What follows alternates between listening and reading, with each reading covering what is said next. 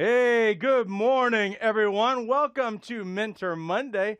Mentor Monday is our weekly microdose of encouragement, inspiration, and miracle grow on your potential as a coach.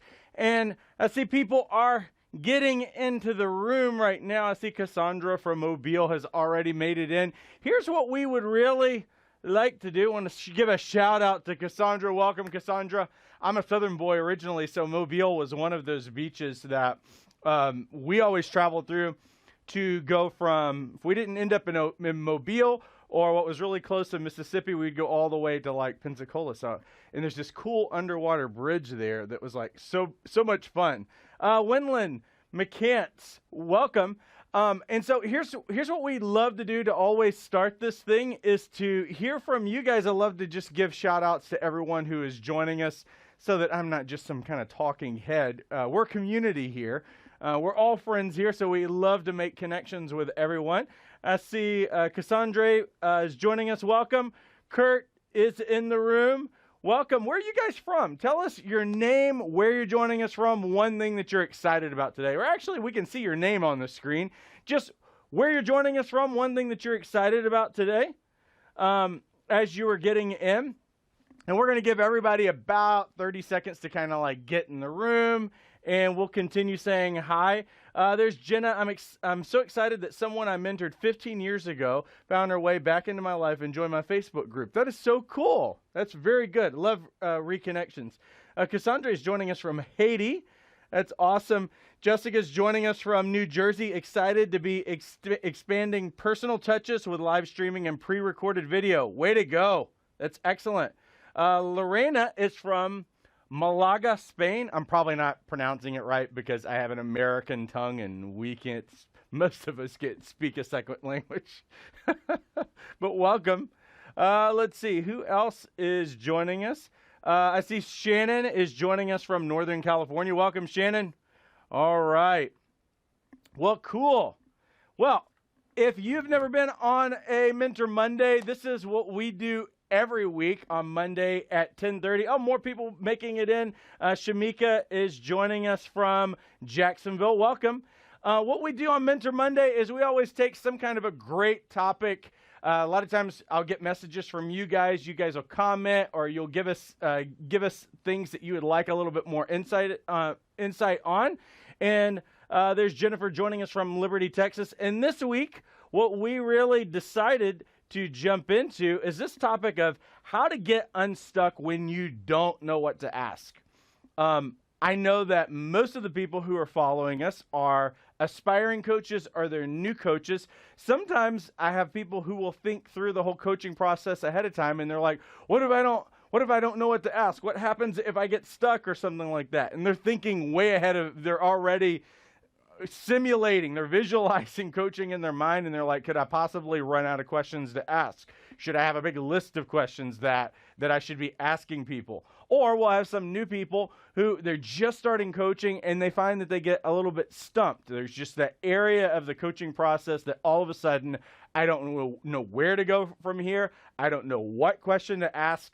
And so we want to really be able to help you if that's you today. Really quick shout outs to Julie and Escondido. I know Escondido very well. And Laura, who's in Northern California. Welcome. So let's jump in. Here's what's really important. I don't think that there's a lot of problems. Like if somebody is dealing with an area where they're getting stuck, and if this is a consistent thing where you're getting stuck with clients. In many cases, it's not a consistent thing. Sometimes these things come up. But if it is a consistent thing, here's what I could say on the front end is that there's not a lot of real trouble areas. There's not a whole lot of bottlenecks when it comes to coaching people. And what I would say is if you can prevent it from happening, I believe that it's what you develop in you as a coach and how you prepare before you start coaching people that will actually prevent these blocks from ever coming up. Rather than just to say, and this is what I see some mentors and some coaches who are doing out there, they just throw a list of questions out to coaches and they say, here, just use these if you get stuck, when they probably actually miss the trouble areas that this coach is going to continue having. And what do you do when you run through that list? You run through that list and you're still stuck. So we're going to take a step back and we're going to try to figure out if we can, what happens in a lot of cases, if something's off, if something's wrong, if I can take a step back and I can reverse engineer the process, I can probably figure out where the trouble spots are. And so here's what I really believe the trouble spots are for the most part. The number one trouble spot is that a lot of coaches are trying to freewheel and they haven't actually picked a coaching model. And if we say coaching model, we can also say conversation model. But in many cases, why someone gets stuck is they don't have a model, especially starting out. That a lot of coaches are like, well, I'm a really good listener, and I get the fact that we're supposed to ask questions and listen and then help someone process the solutions. But if you don't actually have a model, what ends up happening is that you don't know what track that you're running on. And really what we're talking about a model. Now listen, when I started out as a coach, I was pretty fluid about how I coached people, but I still had a sense of my steps to get someone there. And that's what a model really does, is that it gives you basically an outline, some steps that if you don't know where you're at in the process, like if something happens and the person feels like we're getting a little bit stuck and we're hitting some walls, if I know where my feet are, the model helps me remember where my feet are so that I can establish where I'm at and where we're trying to go.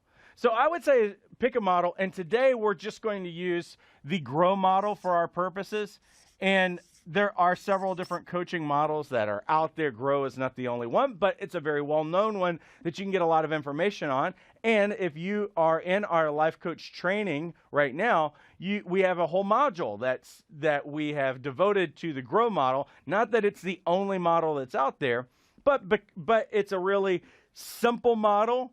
It works. You don't have to learn another model that's out there after you learn this one. And honestly, it has the same components that really every coaching model has in it. And the GROW model really breaks down, and I'm not going to go into extensive detail on GROW. I'm not trying to sell that to you. What I'm going to do is I'm going to tell you what these pieces are so that when we talk about the trouble spots, then you can understand it. GROW starts with goal. What do they want? And so we really need to have, at the beginning of every coaching session, I wish I had red, I've got orange this morning. We need to have an end game. We need to have a target. R is reality, and we can say current reality. Where are they at? What are they really not happy about? What are the obstacles? O, we can just say as opportunities. And this is when the individual is getting to a point. Wow, I really misspelled it. Nitties. We'll try that. All right, it's pretty bad. This is where they're going to actually be deciding on what options they have. So you can say opportunities or you can say options. And then the final part is what we'd say is the way forward. And this is when the person's actually choosing what action steps they're going to take. Okay? Now, having said that, now again, I'm not going to go into crazy more detail about GROW. Again, that model is on the training course. You can get in there and spend some time there. When you pick a model, then when you're coaching someone, if a coach is getting stuck, I can probably tell you that they've got to first of all look at where they're at and try to figure out what portion of the model am I in, and then I'll know how to best ask a question. And I'll also know what do I need to do, because the role of a coach really is to move this person in a coaching session all the way through to the very end and get them to action steps and help them get what they want, right? This is what a coaching model is about. Now, here's what I think. I think that in a lot of cases people haven't picked a model, but number two, another trouble area is that the goal isn't clear. And that's going to create a trouble spot. If you haven't actually spent the time and know what you're going after, then a lot of times you'll have barriers as to what you should be asking. Because here's what happens in many cases. If you don't know what the end game is, if you don't have the goal in sight the entire time, then sometimes your questions, you'll just get into the mode of listening, and sometimes you won't really ask great questions that are getting them towards their goal. And you're not looking ahead to move them through things. Sometimes a coach will just kind of get lost in what I believe is number 3, which is closely related, and they get lost in the story. And where's the story happening? It's happening right here in reality. It's the R section. And here's what happens for a lot of new coaches. You're excited, you got your first client. Many coaches skip past the goal to really clarify on the front end to ask people what they want. And last week I have a Tip Tuesday where I go into a little bit more detail on this. But if you don't get real clear about what people want on the front end, what happens is new coaches, they get started and they're like, how are you doing? You start this coaching session. How are you doing? How have you been feeling? How have you been doing emotionally? They start asking all these questions, and what happens is that they don't create a clear goal. And before they know it, they get caught into all of this conversation. And what a lot of coaches feel like is that, well, I don't want it to be all business. I want it to be relational, except the fact that you violated your whole model here. You're doing something that is not even over here. It's actually over here, this nice little warm-up conversation. And the problem with the warm-up conversation is that it goes into all of these directions, and it has nothing to do with getting them to their goal. Matter of fact, you didn't even specify a goal on it. You got into all of this conversation and you're pulled all over the place and you're hearing about work and family and all kinds of stuff like that.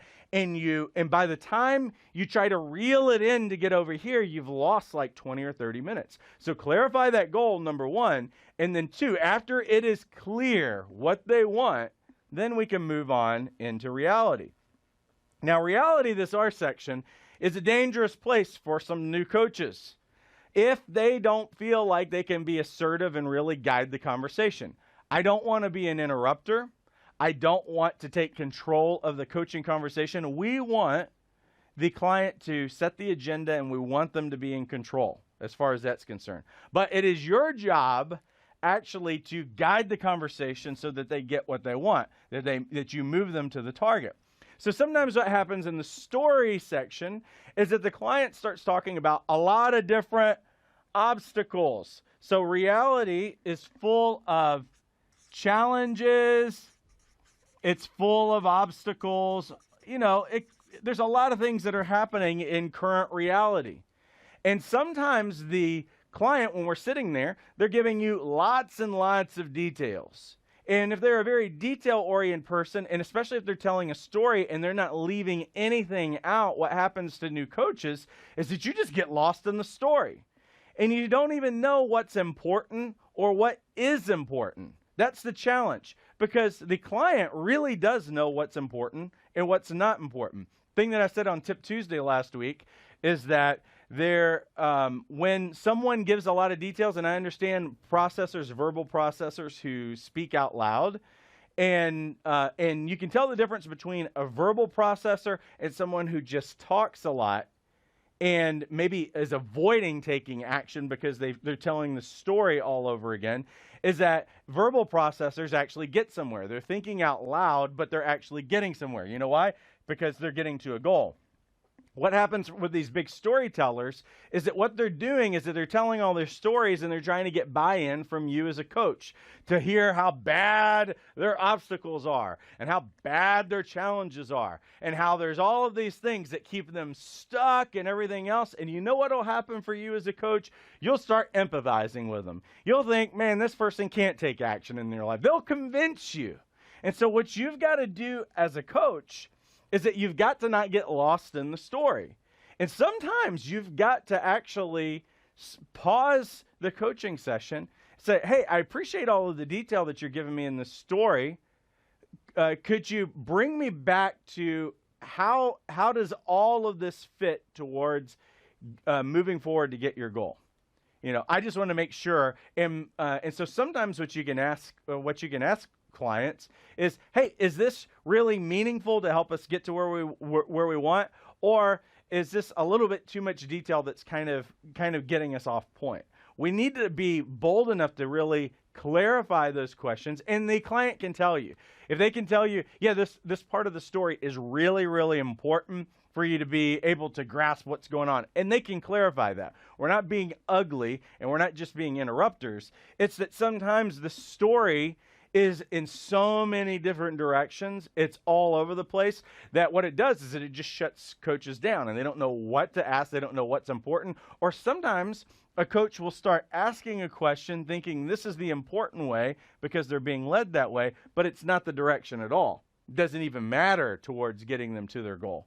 And so you've got to be really comfortable in your skin of asserting when is enough detail enough. Can we ask people, hey, could you put this in a nutshell, how this current reality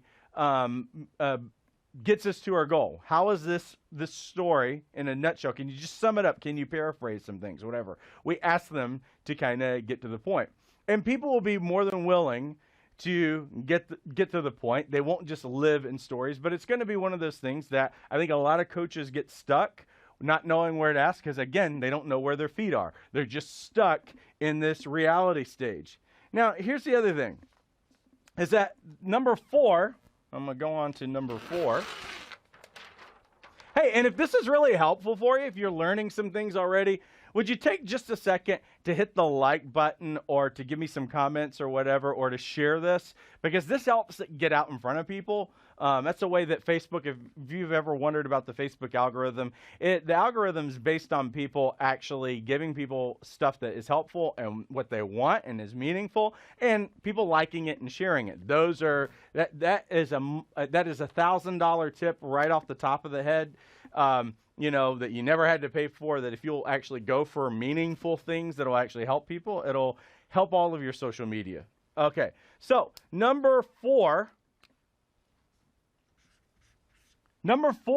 is don't try to be Indiana Jones. And Indiana Jones. Now, for those of you who don't know who Indiana Jones is, oh man, you've got to go back in time, because that was one of Indiana Jones and the Temple of Doom and Raiders of the Lost Ark. Those were amazing movies back in the 80s. And Indiana Jones, he was always looking for this big thing. Like in the Raiders of the Lost Ark, he's looking for the one thing that no one, they thought that it existed. Where does it exist? Can I go and look? And if I get the ark, then it's going to unlock all of the mysteries of the world. That's kind of like the summation, but it's a great movie.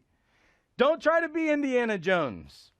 Sometimes we are spending so much time and effort while this person is talking instead of actually listening to them that we're sitting there spending way too much of our time formulating a response or formulating this brilliant question that you think is going to unlock all of their mysteries.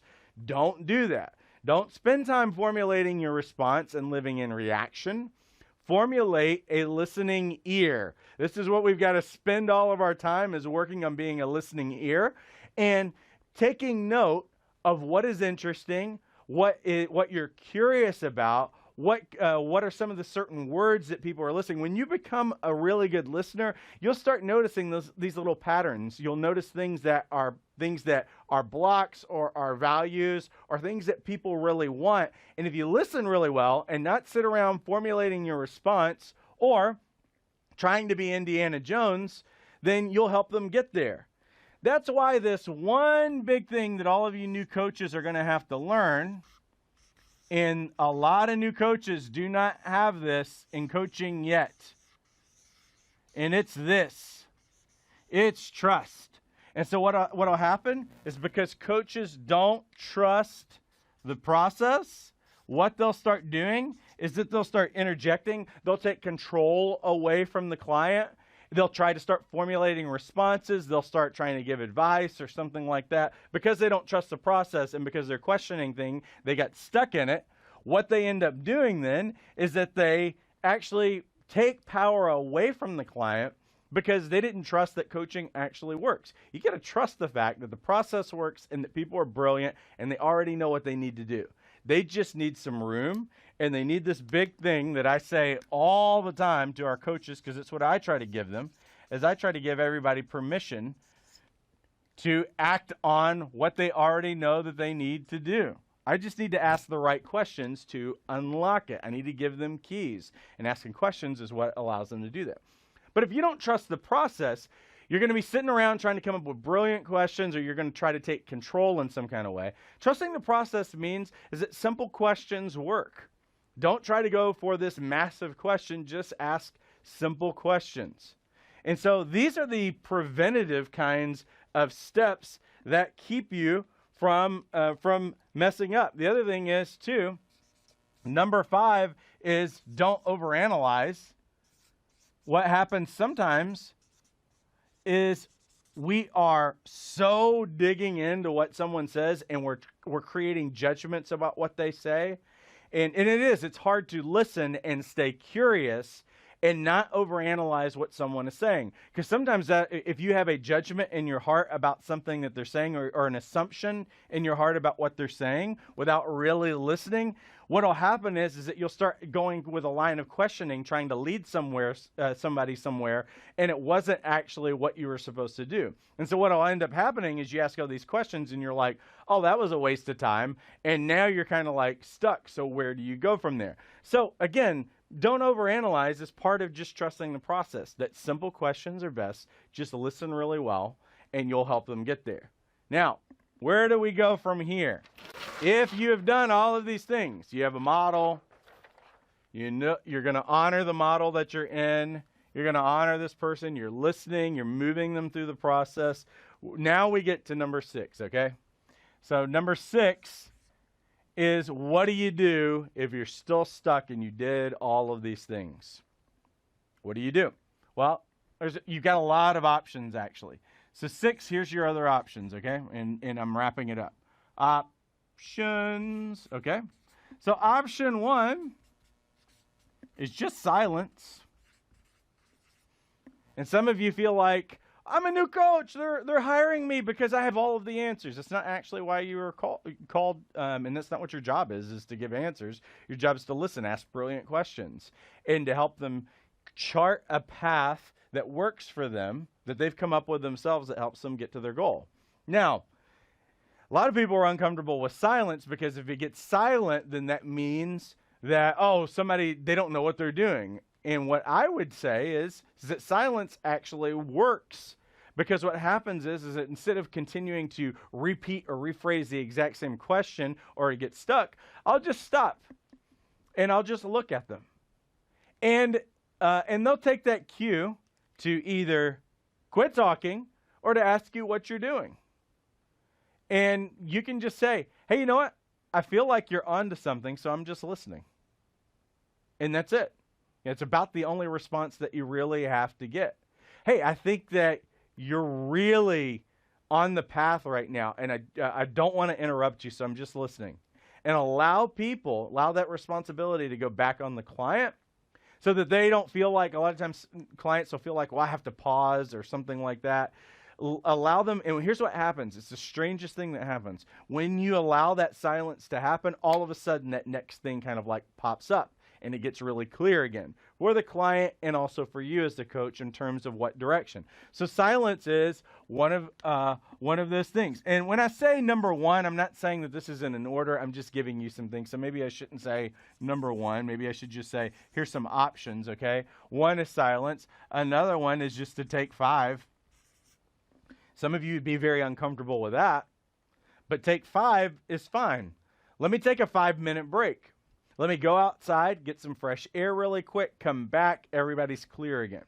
Because sometimes things get a little bit crazy, and instead of respecting the fact that someone's brain's a little bit clogged, including your own or something like that, Sometimes taking that 5-minute break allows you to just recalibrate, and then you come back to the table. Now, do you have to be comfortable in your skin asking for 5 minutes? We say something that's mutually exclusive. Hey, how about this? Let's take 5 minutes just to decompress, get some fresh air, and let's come back in 5 minutes just with our minds and our emotions and our brains clear, and get back to what is our goal for today. You know, but don't think about it in the next 5 minutes. Let's just take 5 minutes just to decompress, and then we're going to come back. Okay? That's an option. Now, what other options? Well, there are some questions that can get you unstuck. And some of those questions are perspective changers. Like one thing that I like to ask is, if you were your best friend. I'll preface it with that. What happens is that the perspective changes. So when you're dealing with a client, let's say this is your client, everything is going on in here, right? It's going on in their head. Everything is happening to them inside their own head, okay? And it's hard because you're in the first person. I'm in a first person's perspective. I am looking through these eyes in here, and it's a little bit hard. If I start with a question like, if you were your best friend, you know what happens? Is that now the perspective isn't from this direction, it's going this direction. Now I'm looking at this person. And what happens is it frees people up to be really creative. Most people are really, really comfortable giving everybody else in the world advice, except for taking their own advice. They already know what they need to do, but a lot of times people will give advice to things that they would never in a million years do themselves because they're too afraid or whatever. And so sometimes you can just ask a question. Hey, if you were your best friend, what advice would you give yourself right now? If you were your own best friend, what would you say? What would you encourage yourself to do? And so what ends up happening is that when we flip it that way, or you can say, if you were your own coach, what question would you ask yourself? These are the kinds of things that the perspective shift. Again, the person with all of the answers is not you, it's the client. The client knows everything. They know their history, they know their present, and they know what's going on internally. And the only thing that we can do is ask great questions and then try to look at them and try to figure out what the heck is going on. And if you get stumped, one of the person who always knows what's going on is the client. And so what you do in this particular question is now you've got added insight. Now we're seeing what's really going on in here, and what will happen in many cases, it'll help you get unstuck as a coach, and it'll also help the client as well, because they can get really clear, especially if they say something, hey, if you were your own best friend, what advice would you give yourself? Now you get clear, because what happened is that we start moving them out of this into here, into options, and now we've created something. We've created momentum, and we can actually start moving them. Again, most of these stuck places for clients are really going to happen in this reality stage, and these kinds of questions like this help you get unstuck, help the client get unstuck. And you can also ask questions like, hey, what question do you believe that I should be asking you right now? What question would you hope that I would ask you right now? What's the most critical question right now that I should be asking as your coach? And see, these kinds of things, move the conversation, that perspective shift. It'll free people up. It'll free them up. It'll free you up as a coach. So hopefully these are some helpful options to get you there.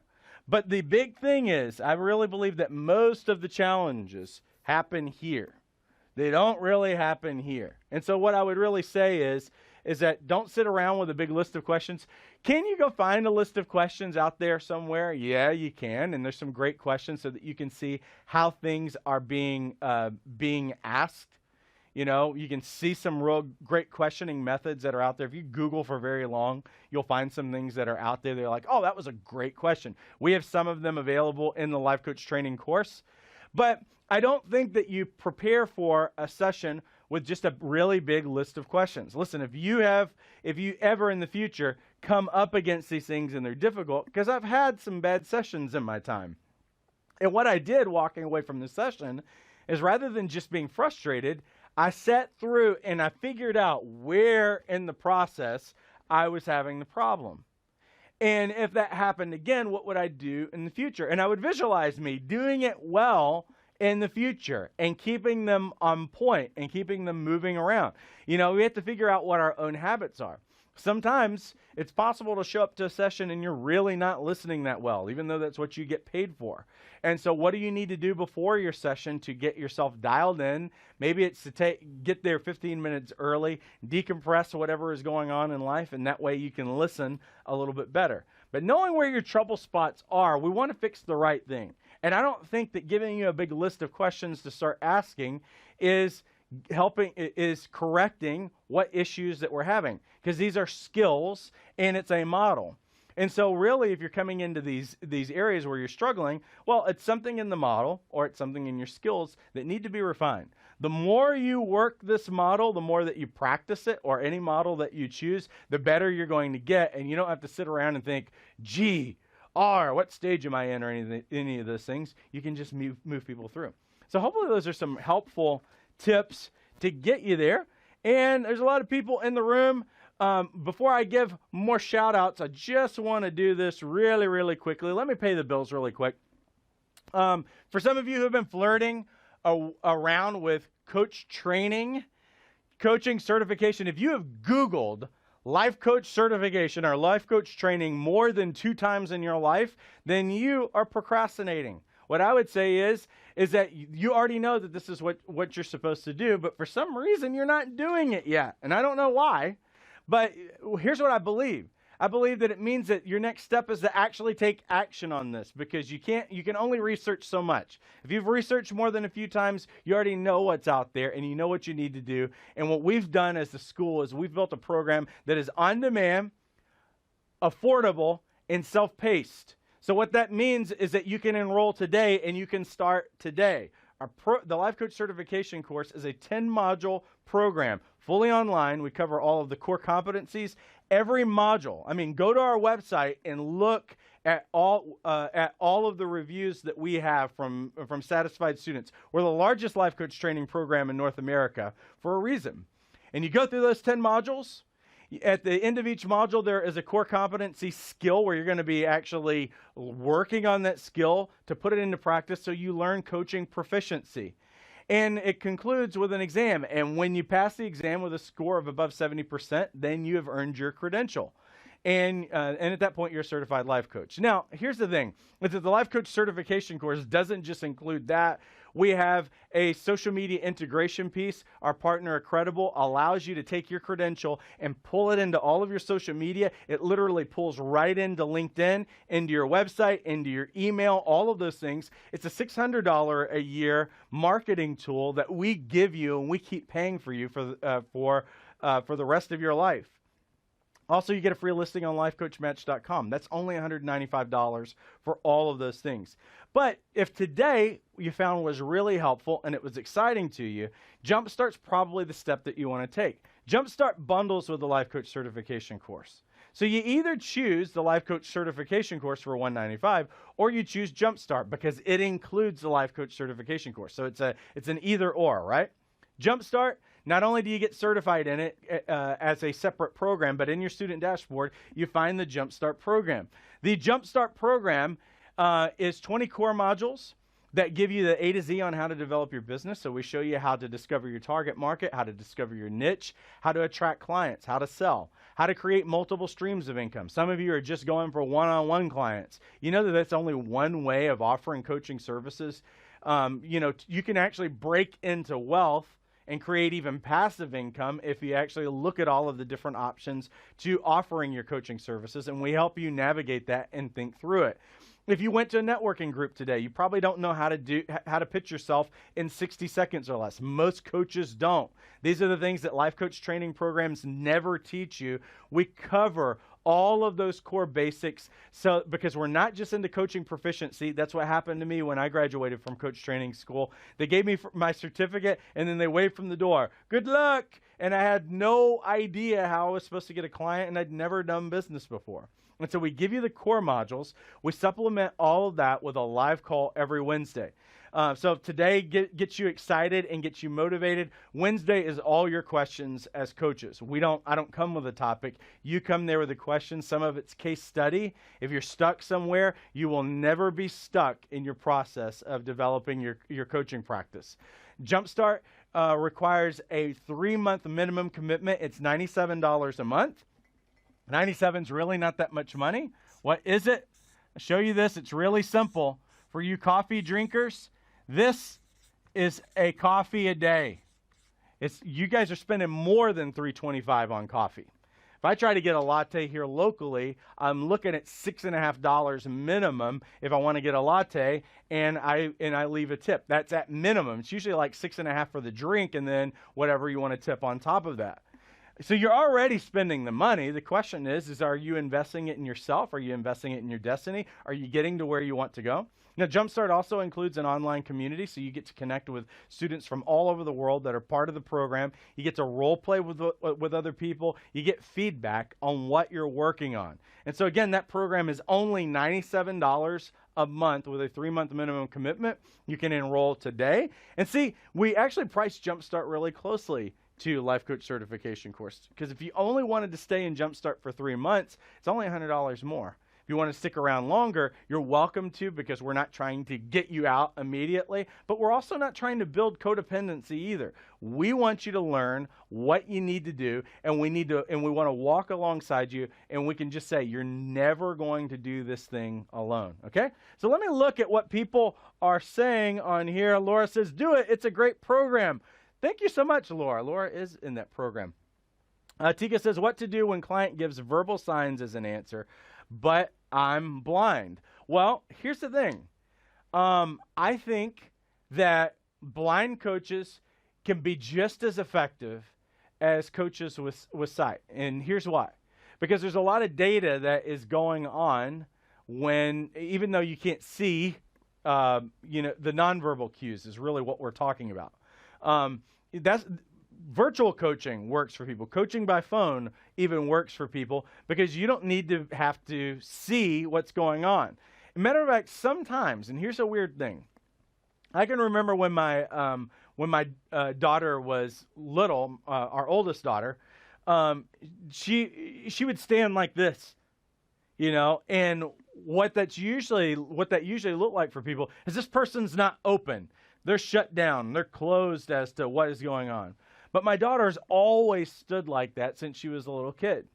And it's just actually comfortable because I asked her about that. I was like, "Hey, when you do that, it makes you look like you're closed or you don't want to talk to anybody." And she's like, "It's just a comfortable pose for me." So she literally stands with her arms folded, and that's a sign to everybody like, "Ooh, let's avoid that person. They're in a bad mood," or whatever. See, what happens is that when you see people all the time, in a lot of cases, that it keeps us from being able to listen to what's really going on. So sometimes your subconscious will go off because you'll see what someone's doing in their nonverbals, and the cue wasn't an accurate cue, and you do the wrong thing. Now, I believe in nonverbals, but at the same time, is that if you can't see a person, there's a lot of data there. Like what? Like you're going to catch words that that other coaches miss. So Tika, for you, when you're if you're on a phone call, if you're even sitting someone in person, you're going to catch the word choices that they use, the hesitation that they have, the nerves in their voice. There's a lot of different things that are going on there. You can actually detect patterns of avoidance and all of those kinds of things because there is a lot of data in just the sound of someone's voice, the tone of voice that they are using. You can tell them, matter of fact, all of us can tell instantly if you call someone on the phone if they are excited or they're down or they're motivated or frustrated or anything, you can hear that in someone's voice immediately. And Tika, that's what I'd say, is that in some cases that's actually an advantage for you, that you're going to be able to hear things that other people won't. And so all of that to say is that you're going to be amazing as a coach. So don't sweat that. Jennifer says, people are so used to being told no, permission is so easy and works so well. You're absolutely accurate. Okay. Jenna says, asking them to sum it up or put the idea in a nutshell is great. My dad used to tell me to get to the meat or get to the point when stumped. My brain would freeze. Awesome. All right. Let's see what else I see. Wendland says, that's how I come up with my question and the goal plan. Excellent. Oh, let me give some shout outs really quick. There's my friend from Jackson, Tennessee. I am a Southern boy, so for those of you who detect that accent every now and then, I've worked on it over the years. But I was born in Tennessee, and I lived in Tennessee for many years, in Missouri for many years, and Louisiana for many years. So I'm a real Southern boy. But I actually started college in Jackson, Tennessee. Let's see. Who else is on the call? You're so welcome, Tika. What other questions? And there's Cassandra saying you will learn a lot. Jumpstart is the program for you. Thanks so much. What other questions do you guys have that I can answer for you with the remainder of time? I know that we've went in a little bit of overtime, and I'm actually doing some other workshops today that you can go on our website and find. But do we have any other questions that I can answer for you before we head out? I'll give it about 30 seconds, and you can just throw in the comments and give us your questions. Also, do me a huge favor, like this post or share it. So like it, give a heart on it or a wow or something like that. That way people will actually see it on their feed.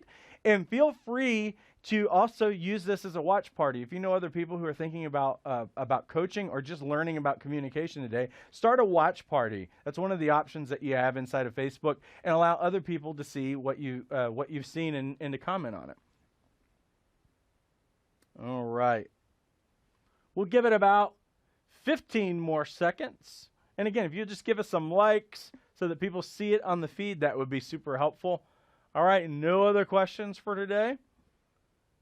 All right, we are going to assume. Listen, I appreciate you guys all immensely. There is a link inside the description. You can go right to our website, learn more about our Jumpstart program, or learn about what it takes to get certified as a coach and to be a part of a real movement. You know, again, we're the largest life coach training program in the world, and we are so invested in our students. And if it's not obvious, I am so passionate about what we do in coaching, what I get to do as a coach, but it's even more fun to see people, to see coaches stepping into what they were made for, stepping into their destiny. I love hearing the story. So anytime you want to share a story, a breakthrough, an insight or whatever, or just an email, phone call, or even a Facebook message away, we would love to be a part of that. Cassandra says, thank you. You are so welcome. Listen, have a great rest of your week and take care.